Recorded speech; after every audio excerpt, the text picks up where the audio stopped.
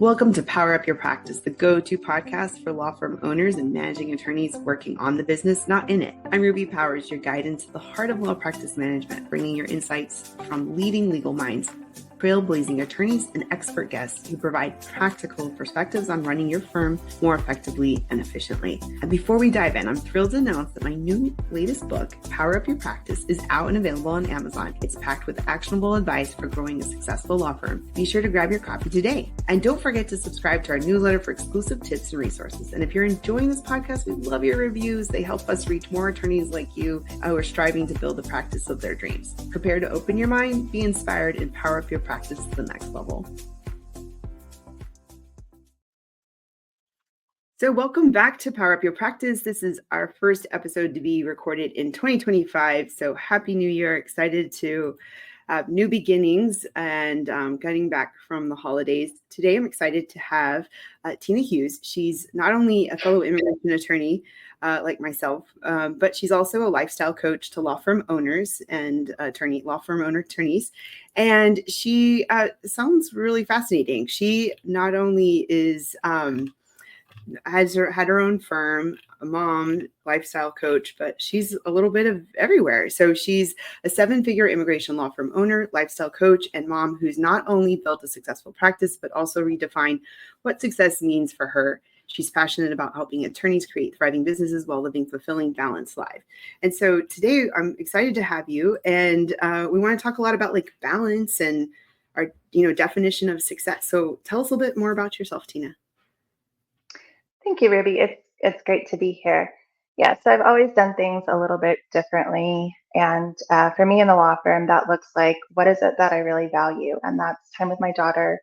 And also traveling is really important. So as I've built up my firm, it's been the systems, putting those in place so that I can step away because I think there are so many benefits to that. Yeah. Speaking of travel, just side note, where do you like to travel to? I like to travel everywhere. Some trips the past few years have been Central America. Last year, Belize, Guatemala, Panama. I love islands. I love warm. So Fiji, Ooh. the Cook Islands. Yes. Oh, do you scuba? Yeah. Okay, we have to talk about that too. Okay, that's great.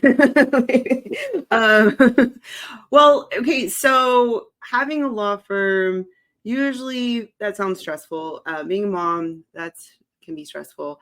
And finding balance. So what are some of how have you been able to manage your definition of success?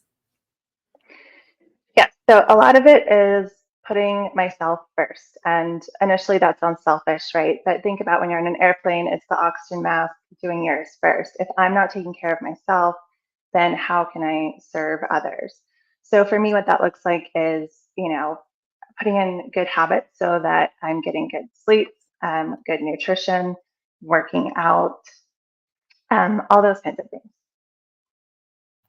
I think a lot of people are thinking about that, the beginning of the year, there's all these good intentions, but and we're not just wanting intentions, we want follow through, right? But I'm even thinking about that too. And this new administration is going to require a lot more self-care due to all the changes that are going to happen in our practice area, and maybe to other lawyers at different areas of practice. So, but it's also been a reminder that I need to up my self-care, and I also need to have better boundaries. And I'm also thinking about things like rescheduling my day, because I'm a mom of 2, and I'm thinking about, maybe work earlier, get home earlier to pick them up and things like that. So what are some of the things best tips and practices that you've put in place, and maybe it can help inspire others who are listening? Yeah, good question. So again, like you said, it's New Year, and if you're on social media, there's a million ads about doing a boot camp or doing all these things. And I think the key is really you don't have to make big sweeping changes. That's not sustainable. So start small. I listened to an interview with, I believe it's James Clear of Atomic Habits the other day, and I was reminded, make it easy. So for me, it's not the glamorous stuff, it's the small things. So going to the gym every morning, I pull out my clothes at night. It takes 30 seconds and it's there. And I don't know about your household, but for me, something that takes 30 seconds at night could take 20 minutes in the morning. That's just the way it goes. So how can I make it easy to achieve my goals? That's the key. And then also calendar management is a big one. I'm not sure if you want to get into that now. But yeah, boundaries on time is huge.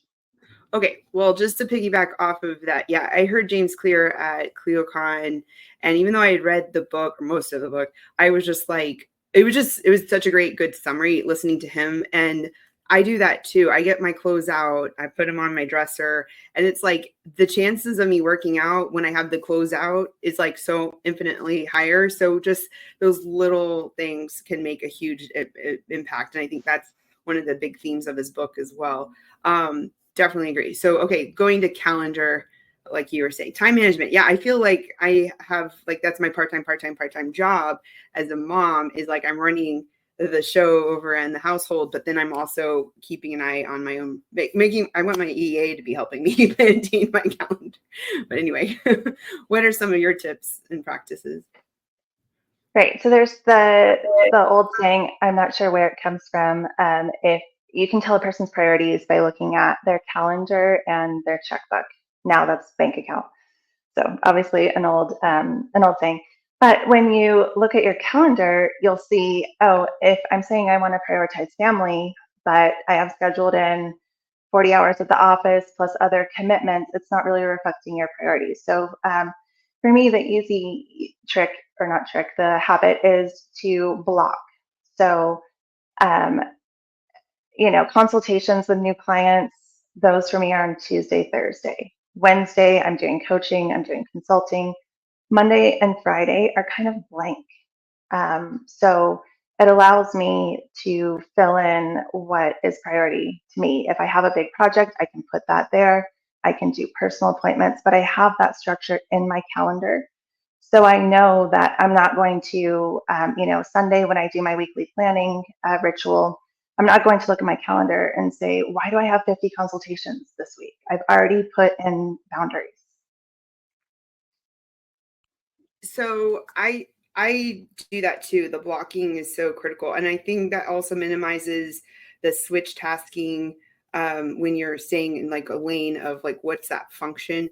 And I think one thing that as law firm owners, busy attorneys, etc., do is they sort of like turn into a puppet. I don't know if I'm just talking from experience, but like, what other people put on their calendar. And it's like, oh, I'll just run whatever is on there, and like, no, you need to block off time to eat. You need to block off time to work out. You need to block off time to have a transition between one consult to the next potentially, or whatever it may be. I love that too. We do consults Monday, Wednesday, Thursday. Friday's sort of like the funky day. Lots of walk-ins. I don't know what it is about Fridays. And then Tuesdays are internal meeting day. And but I like that because everyone sort of knows what the agenda is, and the internal meeting day for the staff, like we can really get things done together. But you can even use this even just like in your firm, you could use it personally as well. So Right. And sorry, the thought is escaping me now. I had another. Oh, the other piece of that, you mentioned the change in the administration, which for immigration attorneys, it can be very stressful. So the other thing, I can just speak a little bit about it now. It was going to be my habit to share, but with the weekly calendaring, I do body first. So when I'm looking at my calendar, I think, okay, am I coming into the week tired? Am I stressed out? Like, what workouts go on my calendar? And if I'm tired, or I know it's going to be a big week, schedule in the self-care, a massage or a walk or whatever it is. And I know that attorneys, we're so productive and we love to just go, go, go. And, allowing a little more flow and ease, it's actually beneficial for us. yeah, I definitely agree. And going back to like it's not selfish to take care of yourself. Like the first day of Goldman Sachs 10,000 businesses, they talk about the you. How do you take care of you? There won't be a business without you. Eventually you want to work your way out of a job, and if ideally, but some people don't. And if you're not healthy, you're not capable of doing things, you won't be able to help others. So I think we hear this, but then it doesn't. We don't always internalize it or put steps in place. And so it seems like you've been pretty good at putting steps in place to make it more of a long-term culture, or just a way of being. So what are some of the other practices that you would suggest? Because it seems like you've been successful with your practice, and along the lines you've mentioned about going from lawyer to CEO. And I think a lot of times people don't look at it like that they're the CEO. And sometimes I say, why is the CEO doing blah, blah, blah? And I'm talking about myself. But it's not like I'm too, I can't do something like, okay, restock the toilet paper because I own the building that we have the firm in, occasionally. But it's like, is that the best use of my time? What were some of the ways you got yourself into that CEO mindset to find the success you have with your practice? Yes. So working with a coach actually was kind of where that started for me, and seeing that distinction. So I actually went to business school also, and that's maybe a little bit embarrassing to admit now, but it's like, they I didn't learn how to run a small business. And also when it's your business, it's a little different. So really transitioning, and it's, yes, it's delegating, but it's also putting systems in place. And again, another boring thing that lawyers, it's hard to slow down and do this. So when I first started working with a coach in 2018, 2019, I would actually calendar time on my calendar, 2 hours to work on policies and procedures and get those going. And then the other kind of softer skill is actually stepping into being a leader. And so it's shifting the mindset. So, like you said, yes, sometimes I take out the trash because the trash needs to go out. But generally, there's a plan for that. Somebody else is doing it. And for me, I'm thinking about, think about kind of the people I look up to, and how would a CEO of a seven-figure law firm be acting? And it's kind of, you maybe act into it, and then it becomes a normal behavior to be to be behaving like the CEO. One of the things you were mentioning as we were talking, getting prepared for this, was the building systems, shifting that mindset, but building systems that allow attorneys to delegate themselves out of being involved in all things. I love that, because even though I've worked in growing into leaning into delegating and managing over the 15 years of having my practice, but I also am trying to groom and grow other people in my team to delegate, because you need them to too, especially when you start creating like a hierarchy and supervisors and tiers. So not only do you have to master it for yourself, but I find you have to find ways to be a leader and encourage others to not sort of hog duties, but also to train others to do things. And what are some of the tricks that you've been able to, or not tricks, but like what are some of your success tips you would, and when people are encountering that type of situation where they're needing their staff or themselves to delegate more? Yeah, well, I think it depends on why is someone holding on to the task, right? So is it this fear that nobody else can do it?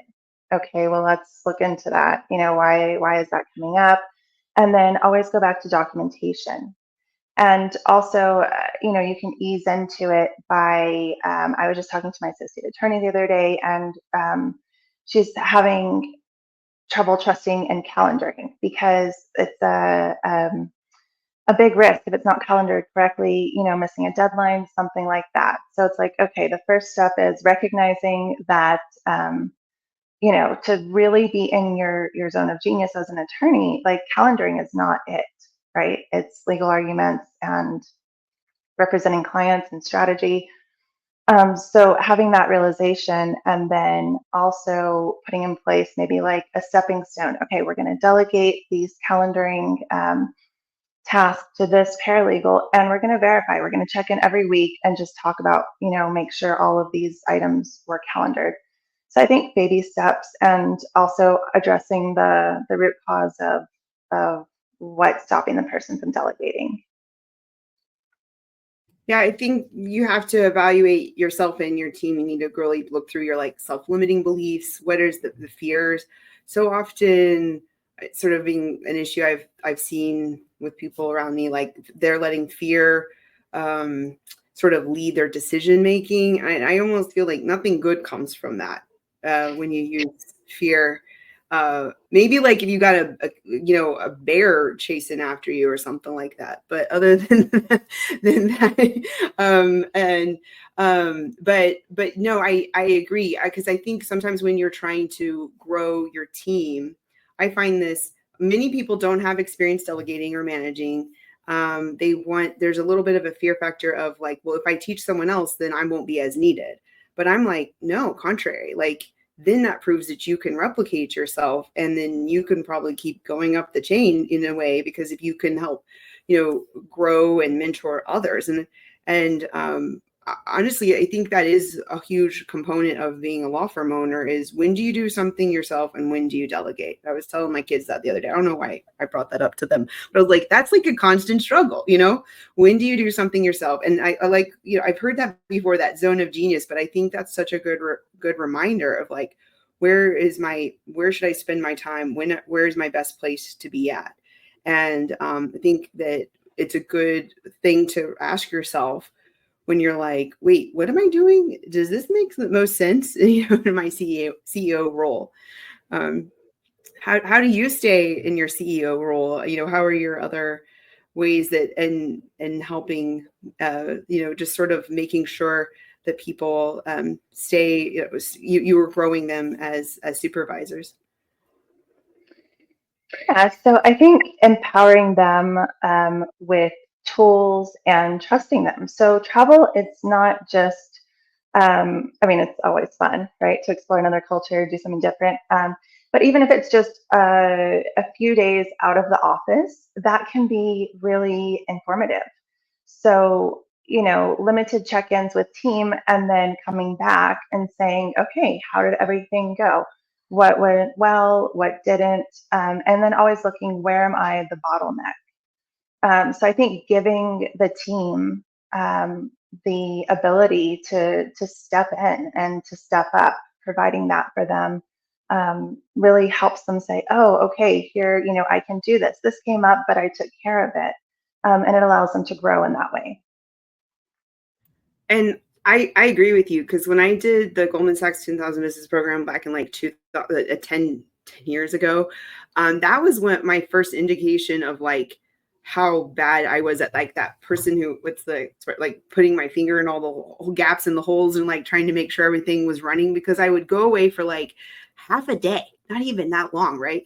Or maybe a couple of hours. And then I was like, wait, this starts falling apart, or this starts falling apart. And then it was a good indicator of, oh, no, we've got to empower others. We got to get those systems in place. We need things written down. We need to find the people who feel that they can run with it, and encourage them. Often I'm like, hey, you can make this edit. You know what you're doing.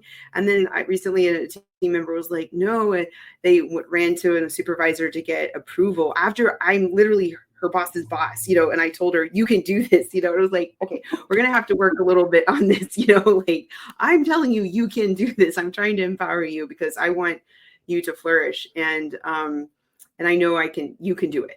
And, but no, I think that's a huge indicator. Like, the longer you can go while the firm is still running and making profit, like, that is a huge indicator of how you've built the systems and you've worked on the business, not just in it. And I think sometimes people get a little into their, what do you call it? Their ego, that they want to be needed. And then they realize they just basically created a job that they are necessary, and they didn't replicate themselves and work themselves out of a job. Anyway, what are your thoughts on that? Yeah, I think that's a really good awareness. And it's challenging, right? If you start a small firm yourself, it is just you initially. So you're doing all the things. And then, hiring one employee, okay, hiring a few employees, growing, and it's kind of like you still cling to all those things until you just realize you can't. So yeah, there are exercises to actually look at yourself and how you're spending your time. Time tracking for a few days, track everything, and then after 3 or 4 days, go back and put it in buckets. Okay, legal work, whatever you're spending time on, and have an overview from there. But yeah, I think awareness, and then I also view it as kind of an upward, like a spiral staircase of success. So it's like taking those couple days initially, or making that one change, and then okay, coming back around, making another one, and continuing to elevate in that way. Like what do you mean by that? Like give maybe more of an example, if you don't mind. Sure. So the upward spiral of success is just, maybe you're having an employee issue, a staff issue, and so you say, okay, let's try this, and then a few months later, you're having another employee issue, and you're like, why am I having this issue again? But in reality, you've shifted, you've changed, you've grown, and there will always be employee issues. So you're approaching it at a different level, let's say. So that's what I mean by the upward spiral of success, because I think there's always, always, always room to grow. Yeah, I agree. And I liken that to parenting and how like first you're baby proofing stuff and then later you got like a little teenager and then you're having to put like some restrictions on the tech and stuff like that. But anyway, like you grow your growth and what you need and how you grow as a leader, and how you can manage your staff um, change over time and as you move through. And even in consulting, like some of what you might be, we might have like all these nuggets of great wisdom, but it might go on deaf ears because they're not in that place yet and in their process of their firm. But later on it'll make sense, hopefully. So Exactly. um we're going to pause for a quick second while we go for help for one of our sponsors' messages, and then we'll continue more. Are you feeling overwhelmed by administrative, marketing, or other legal tasks? Well, you're not alone. Many lawyers are in the same boat. They're trying to build up their firm and they're trying to figure out how to get help to do so. So that's where Staffy comes in. So over 90 law firm owners, just like you, have turned to Staffy for help with their legal, administrative, marketing, and client-facing work. Staffy's mission is to help lawyers find balance while growing their firm with bilingual virtual staff and full HR support. And they take the hassle out of the team management and focus on what matters most, your clients and your practice. I've personally benefited from multiple staff support with about 8 virtual assistants over the last few years with my 2 businesses, including my law firm, Powered Law Group. Now schedule a free consultation with Staffy. It's stafi.cc, and you can use the code RUBY, that's RUBY, for a $500 off coupon.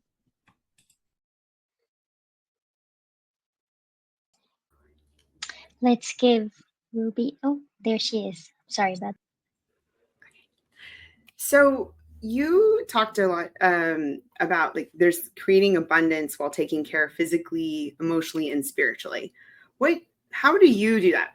Because when I was talking and writing about like self-care, like there's a lot of different, and you were talking about abundance versus necessarily self-care, but there's some overlap probably. There's a lot of different prongs. And I think sometimes when people think it's just like, bubbly in a bubble bath or something that like boom, check, I'm good. But no, there's so much more. So how do you find that balance and the abundance, as you said? Yeah, so a lot of it is checking in with myself and see how I'm feeling energetically. And then you were asking about tools earlier. So I don't have a strict, meditation routine. Maybe that works for some people, but I have a toolkit. So yoga, meditation, generally just anytime we can be kind of quiet away from our screens, it can really, really, really help. And I know that a lot of lawyers don't necessarily want to slow down for this, but it's so helpful when, you know, a lot of our communication is not what we're saying, it's our energy coming across. So even think, you know, going into a client meeting, if you had a rough morning, you're running around all scattered, and then you got a message that popped up before you walk in that says, "Oh, we've got this client fired." If you don't take a moment to center yourself, calm yourself, you're going to walk into that client meeting, and they're going to just feel your energy. Even if you're smiling, even if you're saying the right things, energetically, it's still there. So I think for me, it's just really checking in and maybe, you know, taking 5 minutes. I'll be late to a meeting if I'm not in the right headspace. It's that important to me. Yeah, I've thought a lot about that. I think we often talk so much about time, but we don't talk about energy. And there was like this keynote speech, like, I don't know, 5, 6 years ago, and that's when it really got me thinking about it from that perspective. And like for example, for me, I'm good at immigration court, but does it wipe me out emotionally? Yes, it does. And so, like, it's sort of messed up when you're good at something that just sort of knocks you out, you know? And then you're like, and but being aware of that is the power, right? Knowing that. And is it certain types of clients, or is it just going straight to work after just checking emails and not having some quiet time?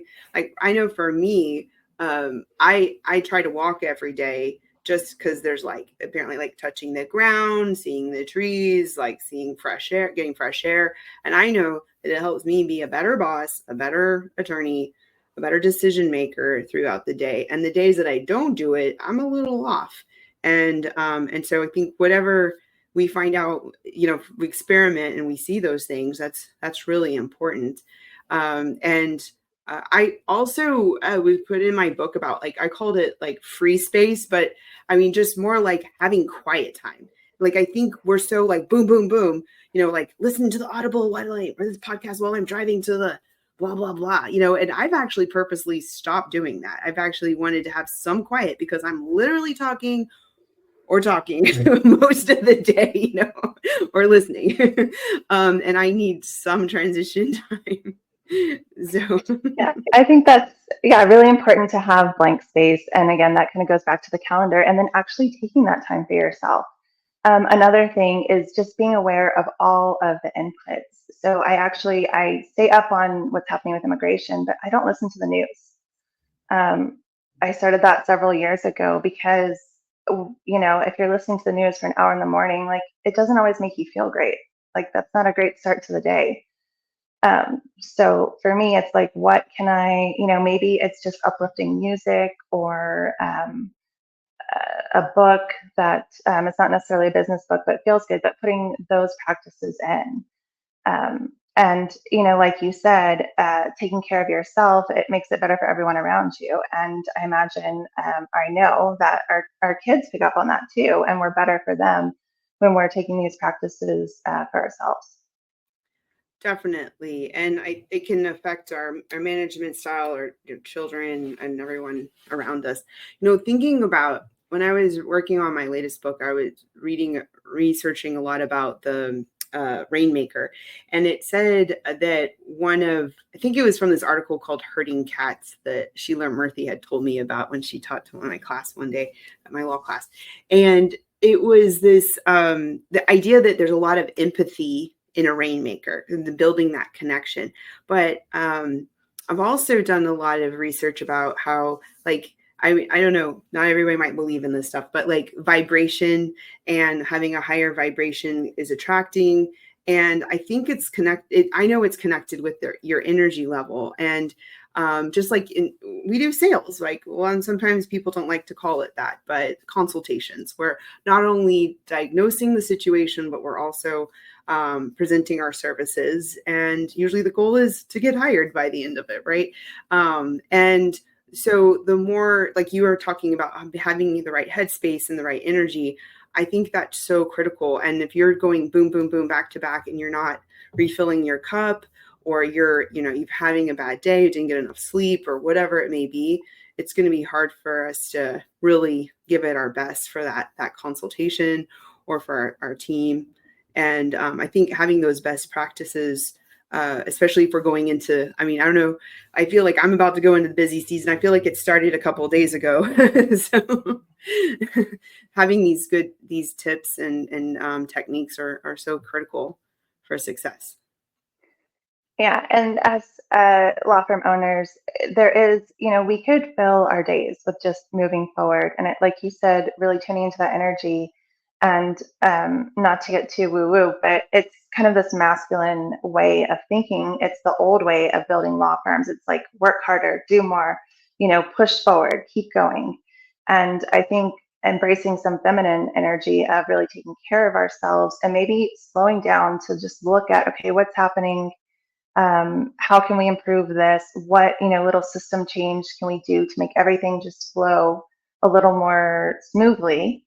I think that's really helpful. A question that I ask myself a lot is, if something seems challenging, or it seems like, oh, I've got to get this consultant and this tech thing to work together, it's like, okay, how can I make this easy? And just by asking that question, reframing it allows my brain to expand a little, and the options I'm considering, and how to address a problem. So yeah, I definitely think that slowing down a little and incorporating these little tidbits is definitely helpful, especially with what we may be facing during the next 4 years. I like that. How do you make it easy? And also, I think another thing I even said today to one of my team members was, what would be the ideal situation? Like how would we want things to work? And I think I don't know what it is, but I feel like it's just been a lot of reaction, and a lot of times, like even when a reporter asked me, like, how should immigration reform look like? The first time I was ever asked that, I was like, huh? I don't know. I'm just like, responding and, being defensive a lot, but to actually think what would be the ideal situation, it's like, oh, and that's really where you can, manifest what you want to happen, and you can work backwards. Like, how do you accomplish that? And I think that's another important tool to have in your toolkit. Exactly. I think that works on small things. And then also when you're looking at your firm and growth, it's, okay, everybody's planning for this year. Are you just putting down a certain revenue number because that's what you think you should be putting down? Is that the important thing? Or what is your ideal? What is your vision? Maybe it's more time with family. Okay, well, what does that actually look like? Can we make a small step on the calendar, or put a system or procedure in place for that, rather than just blindly marching along? Okay, we have to get a million new leads every month because that's what the marketing guy said. Maybe it's taking a look at the opposite end on sales and seeing, oh, we have plenty of leads. It's our follow up that's not working. Um, yeah, so I think a lot of different approaches, and it just depends on what that ideal vision is. Yeah, that's a good point, because people might just be like, oh, I'm just going to up at 10%, up at 20%, but you're not really looking at, like, can I travel, or can I come home and sort of like let go? Can I, am I truly getting unplugged? Whatever it may be. So before we go into the quick questions I have at the very end, and we start wrapping up, I wanted to ask you.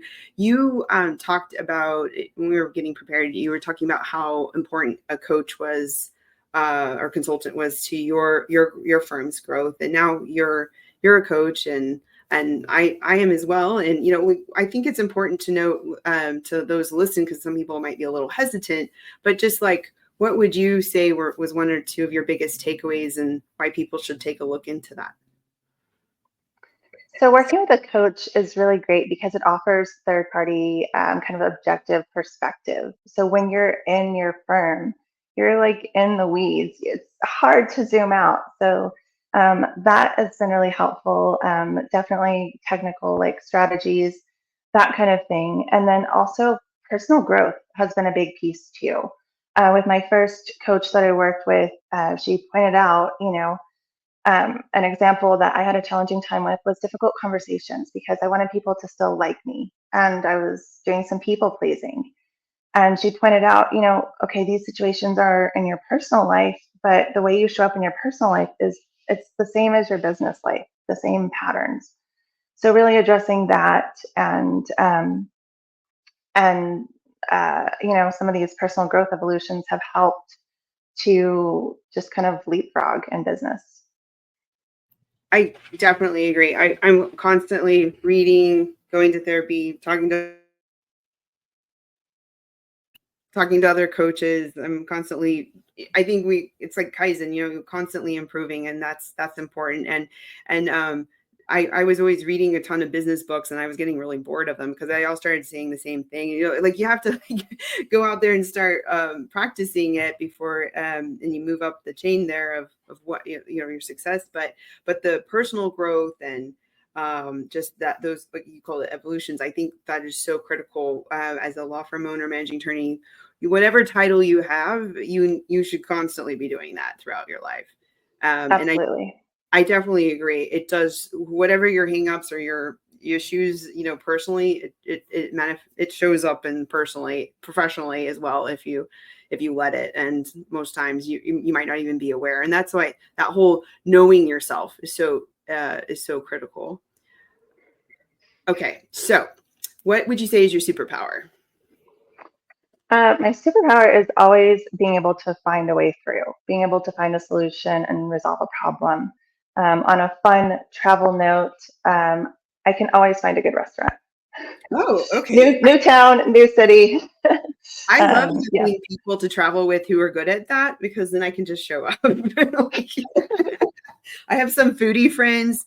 They know who they are, and I just like tag along and pay my bill.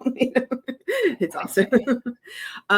What would be a good, like a favorite book or podcast or something? It could be like your favorite, or it could be something recent that you were like, I need to share this with people. Yeah, so right now I'm listening to Kim Scott, Radical Candor. And for me, it's really helpful because, I'm not all the way through it, but she's talking about how to build connection and also at the same time, empathize with employees and at the same time have the conversations that we need to have. So going from, people pleasing, it can be easy to swing completely the other opposite and just be a little bit rough or blunt. And so with her, it's finding like that middle ground. I think I own that, but I haven't read it. I don't know. I have anyway. I'm gonna go pull it from my personal library. Thanks for that shout out there. What would you already gave us some other habits, but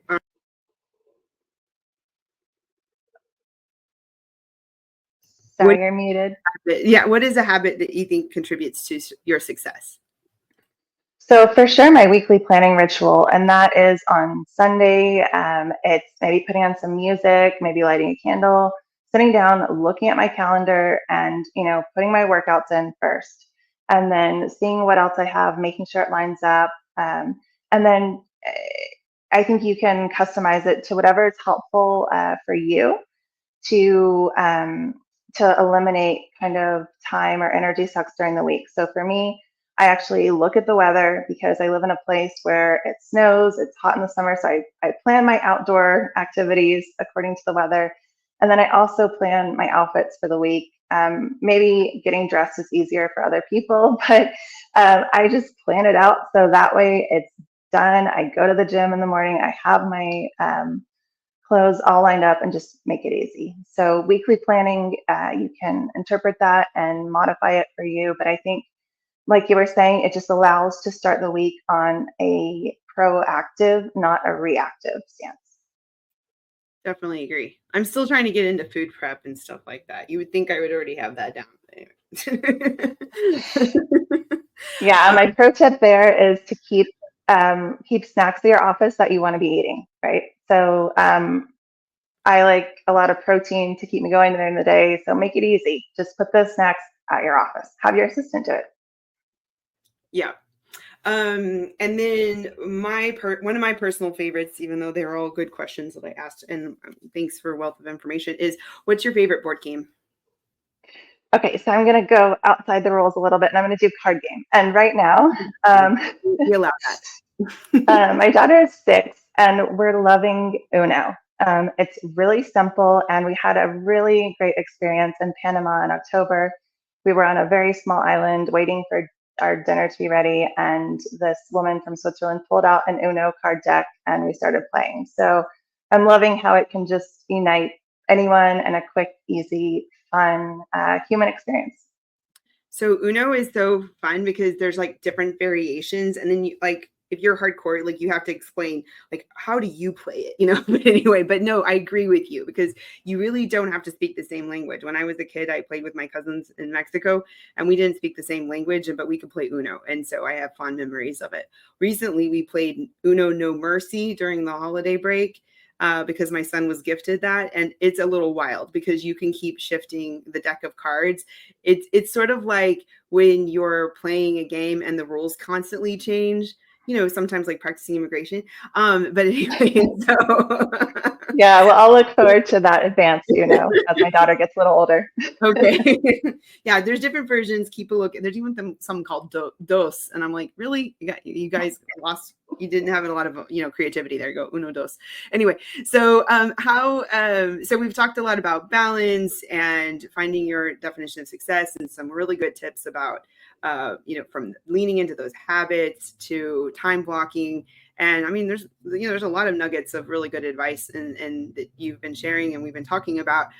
How can someone find you and stay in touch, and any closing, takeaway thoughts you'd like to share? Yeah, so I don't think I have any closing thoughts. Thanks for the opportunity. And yeah, you can find me on LinkedIn. I believe I sent you the link. It's /Christina Hughes, no H in Christina. And yeah, please feel free to reach out there. Awesome.